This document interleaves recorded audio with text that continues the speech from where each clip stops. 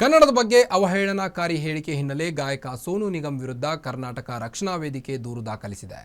ಕನ್ನಡ ಹಾಡು ಹಾಡಲು ಒತ್ತಾಯಿಸಿದ ಯುವಕನಿಗೆ ಪಹಲ್ಗಾಮ್ ದಾಳಿಯನ್ನು ಉಲ್ಲೇಖಿಸಿ ಸೋನು ನಿಗಮ್ ಅವಮಾನಕಾರ ಹೇಳಿಕೆಯನ್ನು ನೀಡಿದರು. ಚಿತ್ರರಂಗ, ಕನ್ನಡ ಪರ ಸಂಘಟನೆಗಳು ಮತ್ತು ಸಾಮಾಜಿಕ ಜಾಲತಾಣಗಳಲ್ಲಿ ಸೋನು ನಿಗಮ್ ಹೇಳಿಕೆಗೆ ತೀವ್ರ ವಿರೋಧ ವ್ಯಕ್ತವಾಗ್ತಾ ಇದೆ. ಈ ಬೆನ್ನಲ್ಲೇ ಆವಲಹಳ್ಳಿ ಪೊಲೀಸ್ ಠಾಣೆಯಲ್ಲಿ ದೂರು ದಾಖಲಿಸಿರುವ ಕರ್ನಾಟಕ ರಕ್ಷಣಾ ವೇದಿಕೆ ಕಾನೂನು ಕ್ರಮಕ್ಕೆ ಆಗ್ರಹಿಸಿದೆ.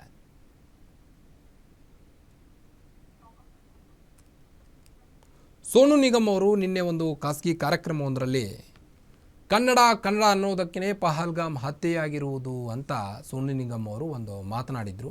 ಇದೀಗ ಕನ್ನಡಿಗರ ಕೆಂಗನಿಗೆ ಗುರಿಯಾಗಿದ್ದಾರೆ ಸೋನು ನಿಗಮ್ ಅವರು. ಸಾಕಷ್ಟು ಪ್ರಚಾರ ಪಡೆದಂಥ ಒಳ್ಳೆ ಹಿನ್ನೆಲೆ ಗಾಯಕ ಸೋನು ನಿಗಮ್ ಅವರು. ಸೊ ಇವರು ಈ ರೀತಿಯಾದಂಥ ಹೇಳಿಕೆ ಕೊಟ್ಟಿರೋದು ಎಷ್ಟರ ಮಟ್ಟಿಗೆ ಸರಿ ಅಂತ ಕನ್ನಡಿಗರು ಆಕ್ರೋಶವನ್ನು ವ್ಯಕ್ತಪಡಿಸ್ತಾ ಇದ್ದಾರೆ. ಕನ್ನಡದ ಬಗ್ಗೆ ಅವಹೇಳನಕಾರಿ ಹೇಳಿಕೆ ಹಿನ್ನೆಲೆ ಗಾಯಕ ಸೋನು ನಿಗಮ್ ವಿರುದ್ಧ ಕರ್ನಾಟಕ ರಕ್ಷಣಾ ವೇದಿಕೆ ದೂರು ದಾಖಲಿಸಿರುವ ಮೂಲಕ ಇನ್ನು ಕನ್ನಡ ಹಾಡು ಹಾಡಲು ಒತ್ತಾಯಿಸಿದ ಯುವಕನಿಗೆ ಪಹಲ್ಗಾಮ್ ದಾಳಿಯನ್ನು ಉಲ್ಲೇಖಿಸಿ ಸೋನು ನಿಗಮ್ ಅವಮಾನಕರ ಹೇಳಿಕೆಯನ್ನು ನೀಡಿದ್ರು. ಚಿತ್ರರಂಗ, ಕನ್ನಡ ಪರ ಸಂಘಟನೆಗಳು ಮತ್ತು ಸಾಮಾಜಿಕ ಜಾಲತಾಣಗಳಲ್ಲಿ ಸೋನು ನಿಗಮ್ ಹೇಳಿಕೆಗೆ ತೀವ್ರ ಆಕ್ರೋಶ ವ್ಯಕ್ತವಾಗ್ತಾ ಇದೆ.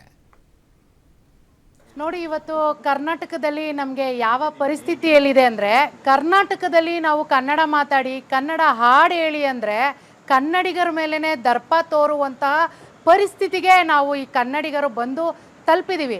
ಅಲ್ಲ ಸ್ವಾಮಿ, ಕರ್ನಾಟಕದಲ್ಲಿ ಕನ್ನಡ ಹಾಡು ಕೇಳ್ದಿರ ನಾವು ಇಲ್ಲ ತಮಿಳ್ನಾಡಲ್ಲೋ ಇಲ್ಲ ಆಂಧ್ರಕ್ಕೆ ಹೋಗಿ ಏನಾದರೂ ಕನ್ನಡ ಹಾಡು ಕೇಳಿದೀವ?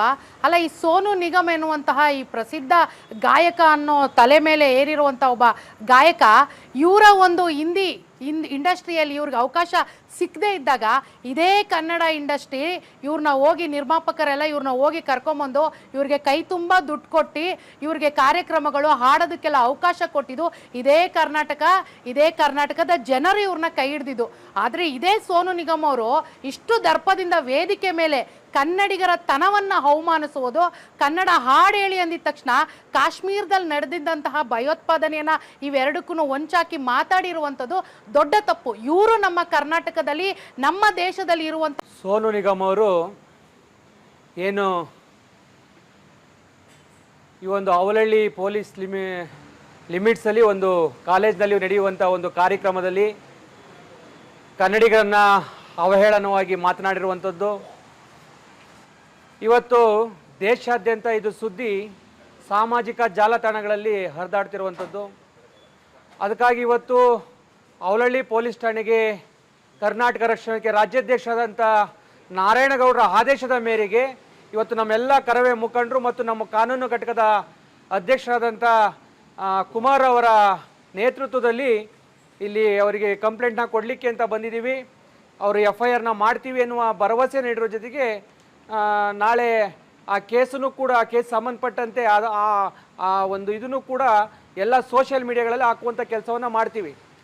ಮತ್ತು ಆ ಸೋನು ನಿಗಮ್ ಏನು ನಮ್ಮ ರಾಜ್ಯಕ್ಕೆ ಬಂದು ರಾಜ್ಯದ ಜನರ ಬಗ್ಗೆ, ಭಾಷೆಯ ಬಗ್ಗೆ, ನಾಡಿನ ಬಗ್ಗೆ ಕೇವಲವಾಗಿ ಮಾತನಾಡಿದ್ದಾನೆ. ಈಗಾಗಲೇ ನಮ್ಮ ನಾಯಕರು ನಾರಾಯಣಗೌಡರು ಎಚ್ಚರಿಕೆಯನ್ನು ನೀಡಿದ್ದಾರೆ. ಆತ ಮತ್ತೆ ಕರ್ನಾಟಕಕ್ಕೆ ಬರುವಾಗ, ಈ ಮಣ್ಣಿನ ಭೂಮಿಗೆ ಕಾಲಿಡುವಾಗ ಆತ ಕನ್ನಡದ ಅಭಿಮಾನಿಯಾಗಿ ಬಂದರೆ ಬರಲಿ, ಇಲ್ಲ ಅಂದರೆ ಆ ಸೋನು ನಿಗಮ್ ಮತ್ತೆ ವಾಪಸ್ಸು ಕರ್ನಾಟಕದಿಂದ ಆಚೆ ಹೋಗಲ್ಲ ಅನ್ನೋ ಎಚ್ಚರಿಕೆಯನ್ನು ಕರ್ನಾಟಕ ರಕ್ಷಣೆಗೆ ನೇರವಾಗಿ ನೀಡ್ತಾರೆ.